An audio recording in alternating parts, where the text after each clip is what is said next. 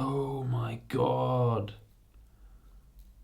Alright, what's going on guys? Welcome back to another video. Today we're going to be comparing two small cigars again, which I'm quite excited for. We've got the Romeo Juliet Petit Julieta cigar, which I recently reviewed on its own. And today we're going to be comparing it with the Rey del Mundo Demi Tasse. They're both the same size and length, 4 inches with a 30 ring gauge, and they're both around the same price bracket as well. So let's go ahead and get these things cut, lit, and take a first couple of draws. Alright, on the Rey del Mundo, the dry draw, extremely tight. Almost feels a little bit plugged. On the Romeo Juliet, absolutely perfect. What I'll do is start by toasting the Rey del Mundo, and we'll see what happens to the draw. If it's going to be as tight as this all the way through, then I might try and put a poker in there. Probably too small of a ring gauge to use a perfect draw. I'll see how we get on. Yeah, I'm gonna have to try and poke it. All right, I'm back with my poker. It's smoke up, but it's just a little bit unbearable. And I'm always wary of these smaller ring gauges because you don't have any room for error. I mean, it's a little bit better.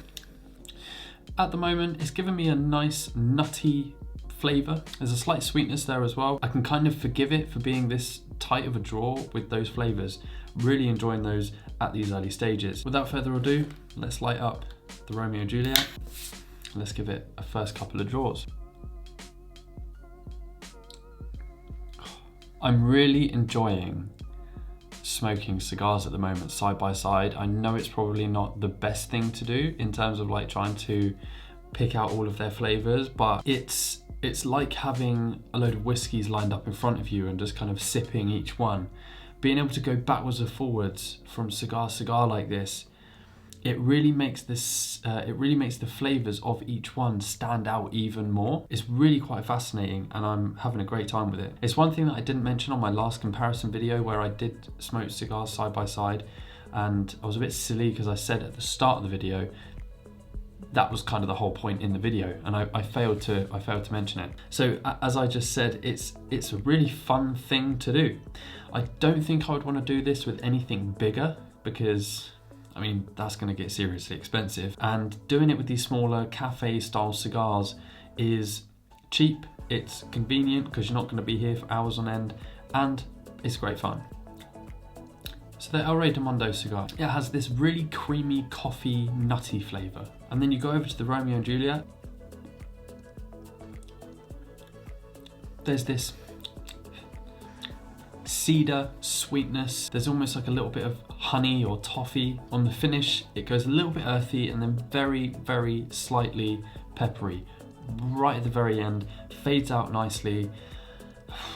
Wow, two very different but very enjoyable cigar so far. At the moment, the Romeo is smoking a lot better. You'll probably be able to see on the footage how much smoke I'm getting out of this thing. It's a real shame that this one is so tight, because I think the flavors will be enhanced even more if the draw was a little bit better. Hopefully as it heats up, it will loosen up a little bit and we will get around that problem. The draw on the Romeo, absolutely flawless, getting bounds of smoke out of it. It's a real shame because I think I am preferring the flavors from the Rey del Mundo. For what it's worth, I'm going in again. Let's see if we can open this thing up. A little bit, it's just not there. It's a real shame. What I might do is pull out the perfect draw and see if I can loosen this thing up without completely destroying it. All right, so I've pulled out the perfect draw. I think it might have even gone out now. Let's see what damage we can do. Doubt you'll be able to see it, but as the perfect draw is going in, it's like bulging the cigar outward. Okay, we are good. Oh my God.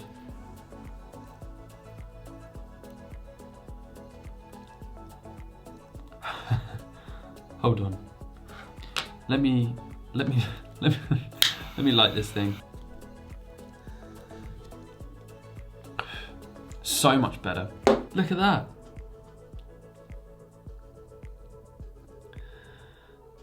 It's like a full-blown twig. All of that.